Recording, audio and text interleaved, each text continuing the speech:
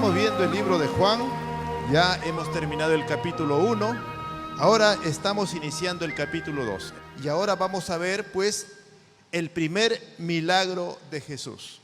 Juan no lo presenta como milagros, lo presenta como señales, porque el objetivo del Evangelio de Juan, cuando presenta cada milagro, tiene un trasfondo, un mensaje profundo, doctrinal o también le llaman teológico. Curiosamente, el libro de Juan presenta 7 señales o 7 milagros. El primero es el agua convertida en vino, que vamos a ver el día de hoy. Luego va a sanar al hijo de un oficial romano. Luego va a sanar al paralítico de Betesda. La alimentación de los 5000. Jesús va a caminar sobre el agua. Va a sanar a un ciego de nacimiento. Y el último milagro que presenta el libro de Juan es la resurrección de Lázaro. 7 milagros. Ahora vamos a ver este primer milagro. No lo presenta como milagro, sino como señal. Señal de algo más profundo. Un mensaje más profundo que la señal solamente. Dice así el versículo 1 y 2. Al tercer día se hicieron unas bodas en Caná de Galilea. Y estaba allí la madre de Jesús. Y fueron también invitados a las bodas Jesús y sus discípulos. Si hemos leído los demás evangelios, Mateo, Marcos y Lucas, vamos a darnos cuenta que Caná solamente es mencionado en Juan, ¿verdad? Caná de Galilea. Era una ciudad bien chiquita, un pueblito bien pequeño. Y nos presenta una boda, que al parecer la familia de Jesús era conocido. Tanto así que María ya estaba, la madre de Jesús, no dice María, sino la madre de Jesús ya estaba en la fiesta. Ya estaba tal vez ayudando, ¿no?, en la cocina, sirviendo, haciendo los preparativos. Una particularidad del Evangelio de Juan es que no menciona el nombre de María tampoco. Solamente menciona la madre de Jesús. Quiere decir que si no hubiesen los otros 3 evangelios, Mateo, Marcos, Lucas, hasta ahora no sabríamos el nombre de la mamá de Jesús, si solamente hubiésemos tenido el Evangelio de Juan. Pero Juan solamente menciona como la madre de Jesús. No lo va a mencionar con su nombre, María. Y además de María, que ya está participando, también invitaron a Jesús y a sus discípulos. Esto es interesante, hermanos. ¿Se acuerdan los discípulos que llamó Jesús? Sus primeros discípulos eran discípulos de Juan, ¿verdad? Aquí los discípulos de Juan sufren un cambio tremendo, radical van a sufrir. ¿Cómo era Juan? Era algo apartado, ¿verdad? Él vivía apartado de la ciudad. Él no participaba en fiestas. ¿Se imaginan, Juan? Él era bien austero en su ropa, en su comida. Era bien radical el discipulado de Juan. Peor, es como decir hoy día un cristiano que no quiere vivir en la ciudad, no usa celular, no ve televisión, no tiene computadora. Más o menos así. No va a ninguna fiesta, no se relaciona. Por más que sean hermanos y lo invitan a una fiesta, no va a una fiesta, a un cumpleaños. ¿Se da cuenta? ¿Cómo serían los discípulos de Juan? Igual que Juan, pues, ¿no? Si son sus discípulos. Pero ahora ya no están con Juan, están con Jesús. Y Jesús es totalmente opuesto a Juan. Ahora lo vemos a Jesús yendo a una fiesta, a un matrimonio. ¿Qué dirían los discípulos de Juan? ¿Podemos ir? Claro, si nos han invitado. ¿Podemos comer? Claro que pueden comer, ¿no? Pero con Juan no era así. Con Juan, pues, pero ahora están conmigo, ¿no? Ahora son mis discípulos. ¿Se da cuenta, hermano? 2 visiones, 2 prácticas diferentes de la fe, de la devoción a Dios. ¿Le hace recordar algo en nuestro tiempo? Sí, ¿verdad? Tenemos expresiones diferentes de cristianismo. Hay hermanos que son bien radicales, otros que no somos tan radicales. Jesús dijo en cierta oportunidad, ¿no? Vino Juan que ni comía ni bebía y asistía a fiestas, a bodas. Y decían, Juan es un loco, ¿no? Juan tiene demonios, dijeron. Está un endemoniado, un loco está Juan.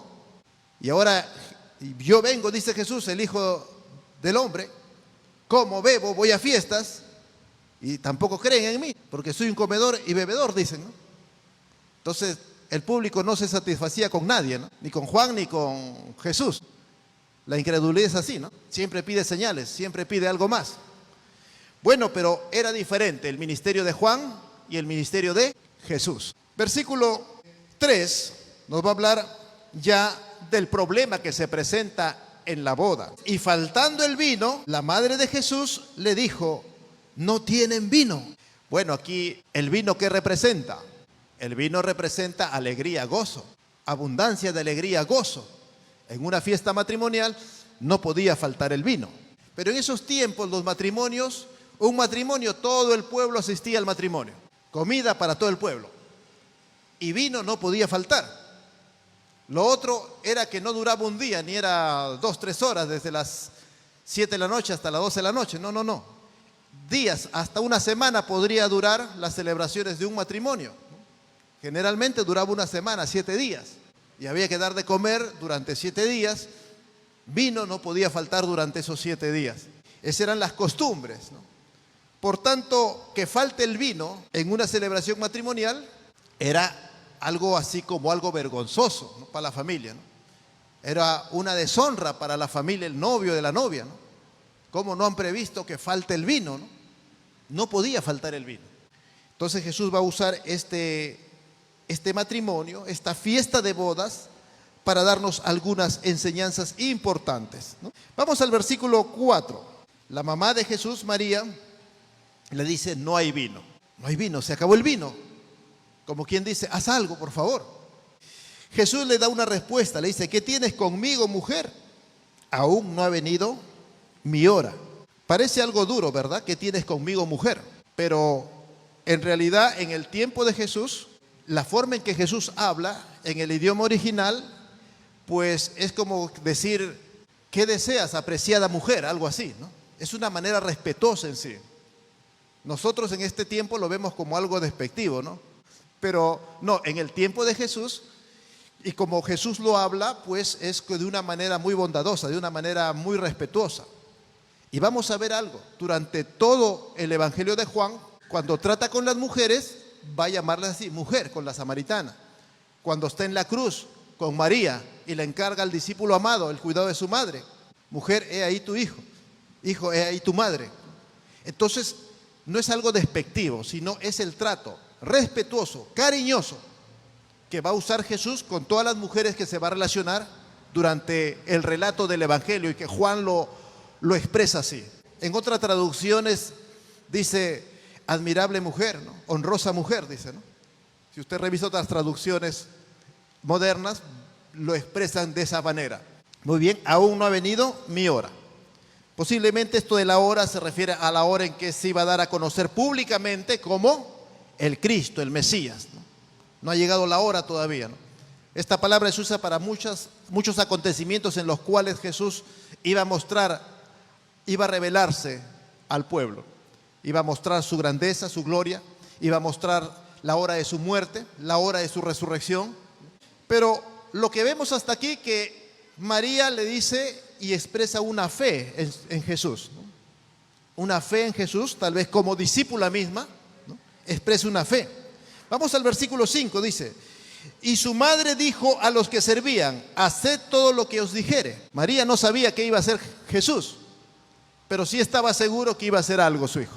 Así es que le dice a los criados: obedezcan en todo lo que él les dice. Entonces vamos a ver la fe de María, pero no solamente requiere fe poder ver la gloria del Señor, sino también requiere obediencia. Y eso lo vemos en el versículo 6. Dice así, mire, el versículo 6 para adelante: y estaban ahí 6 tinajas de piedra para agua, conforme al rito de la purificación de los judíos, y en cada una de las cuales cabía 2 o 3 cántaros. Bueno, aquí todavía está describiendo, habían 6 tinajas, ¿no?, donde cabían 2 o 3 cántaros. Más o menos le ponen los historiadores, los que estudian esto, cada tinaja cabría entre 80 y 120 litros más o menos de agua, ¿no? Entonces 6 tinajas, promedio unos 600 litros a más. Entonces era bastante vino, 600 litros de vino. Una botellita trae menos de 1 litro actualmente, una botellita de vino, ¿no? Imagínese 600 litros de vino. Por lo general era para toda la semana tal vez, ¿no? Y tal vez sobraría. La idea es que Jesús, cuando da algo, da abundantemente, abundantemente. Y quería dar eso a entender, que iba a ser abundante la bendición que daría.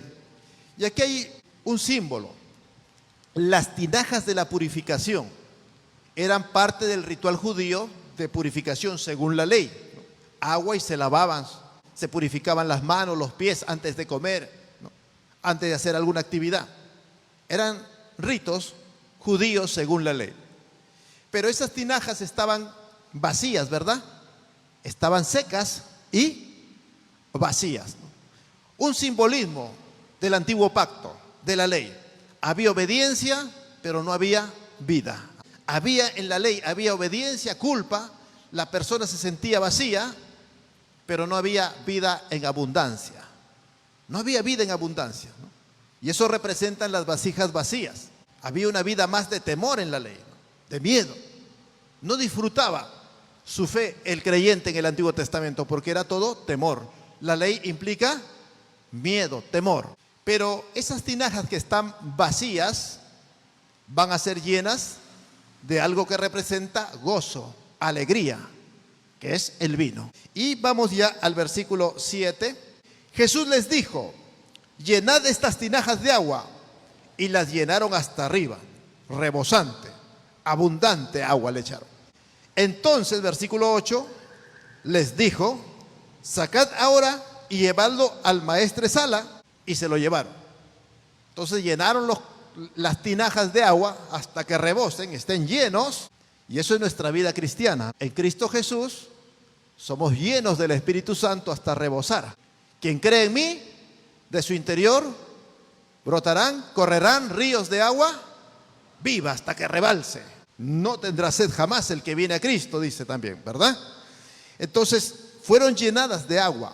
¿Quiénes lo llenaron? Los criados. ¿Qué tenían que hacer los criados? Solamente obedecer. Dirían, pero ¿para qué llena agua? Lo que necesitan es vino. Pero no, ellos tuvieron que simplemente obedecer. A veces hay cosas que no tienen sentido, pareciesen. Y Dios se glorifica en cosas que a veces no tienen sentido para nosotros. Y Dios hace milagros muchas veces. Nos libre de cuantas cosas terribles que estamos pasando, que necesitamos. Y obra de manera sobrenatural muchas veces, ¿no? Fuera de la lógica. Entonces llenen de agua y llévenle el agua al maestro de ceremonias. El maestresala era el maestro de ceremonia.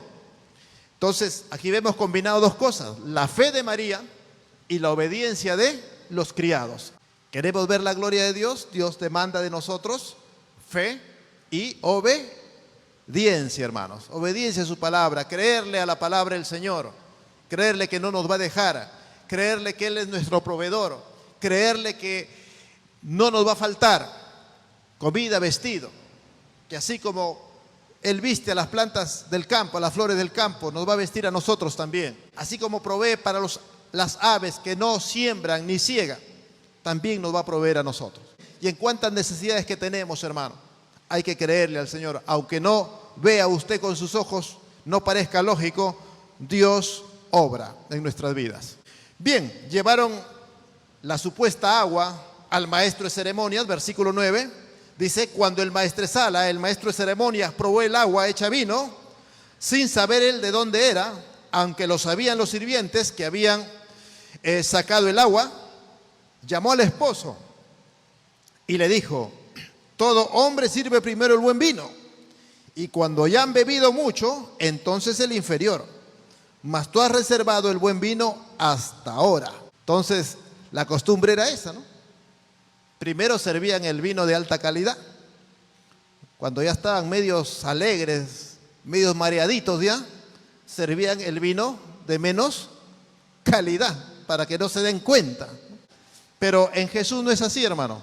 Cuando uno viene a Cristo, Dios mantiene de su espíritu, mantiene de su vigor, mantiene de su fuerza todos los días de nuestra vida.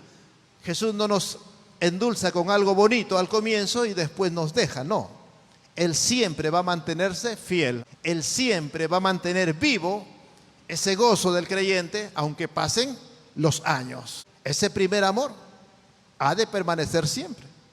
El servicio a Dios ha de mantenerse siempre, hermanos.